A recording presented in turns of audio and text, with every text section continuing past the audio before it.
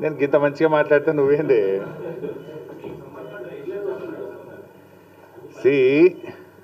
Social మీడియాలో వచ్చిన వార్తల మీద ట్విట్టర్లో నేను అదే రోజు ఖండించిన. ఒకటి. రెండు, చివరికి మా నాయకులు దాసోజు శ్రవణ్ గారు ఎర్రోల శ్రీనివాస్ గారికి చెప్పి పోలీస్ స్టేషన్లో కంప్లైంట్ కూడా ఇచ్చి ఆ కంప్లైంట్ను కూడా నా ట్విట్టర్లో పోస్ట్ చేసి ఇటువంటి ఫేక్ ప్రచారం నమ్మొద్దని తక్షణమే డీజీపీ గారు వీళ్ళ మీద చర్యలు తీసుకోవాలని చెప్పి కూడా నేను రాష్ట్ర డీజీపీ గారిని కోరిన విషయం కూడా మీ అందరికి తెలిసిందే కదా. ఏం రగ్గారు?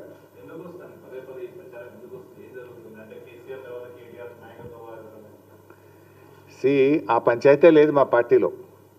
నేను చాలాసార్లు కూడా చెప్పాను, మీరందరూ కూడా చూసింటారు. ఒక్కసారి కాదు, కొన్ని వందల సార్లు చెప్పి ఉంటాను. ఇవాళ కేసీఆర్ గారు మా పార్టీ అధ్యక్షుడు.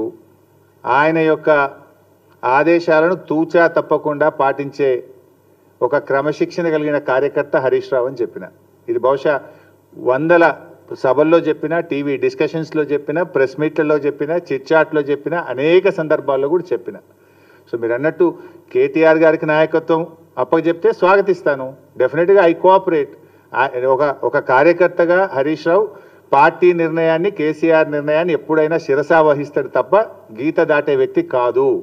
ఇది నా 25 ఏళ్ల రాజకీయ ప్రస్థానం చూపిస్తుంది. 25 ఏళ్ళ నుంచి నేను బీఆర్ఎస్ పార్టీలో ఉన్నాను. పార్టీ జెండా పుట్టుక నుంచి ఈ రోజు వరకు కేసీఆర్ గారి అడుగుజాడల్లో వారి సూచనలకు అనుగుణంగా పనిచేసేటువంటి ఒక కార్యకర్తగా హరీష్ రావు పనిచేసిండు, రేపు కూడా చేస్తాడు. Thank you.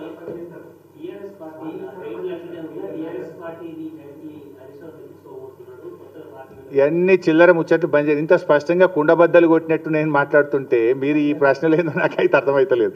ఇంత కుండబద్దలు కొట్టినట్టు వందల సార్లు చెప్పినా, మళ్ళీ ఈరోజు కూడా చెప్పినా కదా. My leader is KCR. What ever KCR says, Harish Rao will follow it. That's all.